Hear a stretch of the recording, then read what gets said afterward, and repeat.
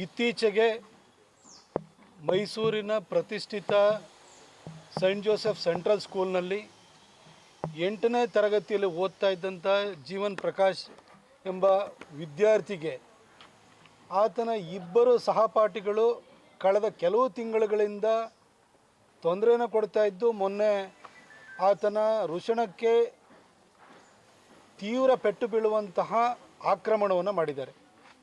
ಇದಾದ ನಂತರ ಜೀವನ ಒಂದು ವೃಷಣ ಕೂಡ ಹಾಳಾಗಿ ಅದನ್ನು ತೆಗಿಬೇಕಾದಂಥ ಸ್ಥಿತಿ ಬಂತು. ಆದರೆ ಅವರ ತಾಯಿ ಪೋಷಕರ ಮೀಟಿಂಗಲ್ಲಿ ಮ್ಯಾನೇಜ್ಮೆಂಟಿಗೆ ಪದೇ ಪದೇ ಹೇಳಿದ್ರೂ ಕೂಡ ಸೈಂಟ್ ಜೋಸೆಫ್ ಸೆಂಟ್ರಲ್ನ ಮ್ಯಾನೇಜ್ಮೆಂಟು ಯಾವುದೇ ಕ್ರಮಗಳನ್ನು ಕೈಗೊಳ್ಳದಲೇ ಉದಾಸೀನ ಮಾಡಿದರ ಪರಿಣಾಮವಾಗಿ ಇಂಥದ್ದೊಂದು ಘಟನೆ ಸಂಭವಿಸಿದೆ. ನಾವೆಲ್ಲ ಕಾಲೇಜಿಗೆ ಡಿಗ್ರಿಗೆ ಹೋಗುವಂಥ ಸಂದರ್ಭದಲ್ಲಿ ರ್ಯಾಗಿಂಗ್ ಆಗುವಂಥದ್ದು ಈ ಥರ ಘಟನೆಗಳನ್ನು ಕೇಳಿದ್ದು.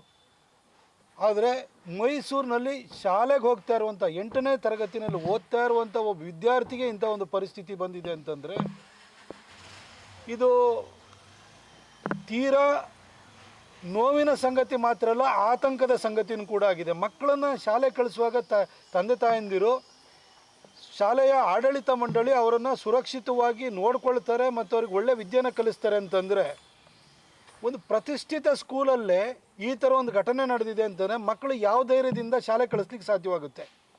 ಪೇರೆಂಟ್ಸು ಇದನ್ನು ಕಂಪ್ಲೇಂಟ್ ಮಾಡಿದ್ರೂ ಕೂಡ ಅದನ್ನು ನಿರ್ಲಕ್ಷ್ಯ ಮಾಡಿದ್ದು, ಕೊನೆಗೆ ಈ ರೀತಿ ಒಂದು ಘಟನೆ ಸಂಭವಿಸಿರುವಂಥದ್ದು. ಇಷ್ಟಾಗಿಯೂ ಕೂಡ ಸ್ಕೂಲ್ನ ಮ್ಯಾನೇಜ್ಮೆಂಟ್, ಸೈಂಟ್ ಜೋಸೆಫ್ನ ಮ್ಯಾನೇಜ್ಮೆಂಟು ಪೋಷಕರ ಮನೆಗೆ ಭೇಟಿ ಕೊಟ್ಟಿದ್ದಾಗಲಿ, ಆ ವಿದ್ಯಾರ್ಥಿ ಹೇಗಿದ್ದಾನೆ ಅಂತ ನೋಡೋದಕ್ಕಾಗಲಿ ಬಂದಿಲ್ಲ. ಇಲ್ಲಿವರೆಗೂ ಸ್ಥಳ ಮಹಾಜರು ಮಾಡಲಿರುವ ಸಂದರ್ಭದಲ್ಲಿ ನ್ಯಾಯ ಕೇಳಲಿಕ್ಕೆ ಹೋದರೆ ಪೇರೆಂಟ್ಸನ್ನೇ ಗದರಿಸುವಂಥ ಕೆಲಸವನ್ನು ಕೂಡ ಮಾಡಿದ್ದಾರೆ. ನಾನು ಮಾನ್ಯ ಪೊಲೀಸ್ ಕಮಿಷನರ್ಗೆ ಮನವಿ ಮಾಡ್ಕೊಳ್ತೀನಿ, ನೀವು FIR ಮಾಡಿದಿರಿ, ಆದರೆ ತಕ್ಷಣಕ್ಕೆ ಸೈಂಟ್ ಜೋಸೆಫ್ನ ಮ್ಯಾನೇಜ್ಮೆಂಟ್ನಲ್ಲಿ ಯಾರಿದ್ದಾರೆ, ಆ ಫಾದರ್ ಇರ್ಬೋದು, ಯಾರಿರ್ಬೋದು, ಅವ್ರನ್ನ ಬಂಧಿಸಬೇಕು. ಯಾಕಂದರೆ ರಿಪೀಟೆಡಾಗಿ ಕಂಪ್ಲೇಂಟ್ ಮಾಡಿದ್ರೂ ಕೂಡ ಅವ್ರು ಆ್ಯಕ್ಷನ್ ಇನಿಷಿಯೇಟ್ ಮಾಡಿಲ್ಲ. ಆಮೇಲೆ ಅವರಿಬ್ಬರು ಈ ವಿದ್ಯಾರ್ಥಿಗಳು ಯಾರಿದ್ದಾರೆ ಆಕ್ರಮಣ ಮಾಡಿರುವಂಥವ್ರು ಅವ್ರನ್ನ ಸ್ಕೂಲಿಂದ ಸಸ್ಪೆಂಡ್ ಮಾಡಬೇಕು ಅಂತ ಹೇಳಿ ನಾನು ಒತ್ತಾಯಿಸ್ತೀನಿ. ಇವರು ತಕ್ಷಣಕ್ಕೆ ಕ್ರಮ ಕೈಗೊಳ್ಳಿಲ್ಲ ಅಂದರೆ ಸೈಂಟ್ ಜೋಸೆಫಿಗೆ ಮುತ್ತಿಗೆ ಹಾಕುವ ಕೆಲಸವನ್ನು ನಾವು ಮಾಡ್ತೀವಿ.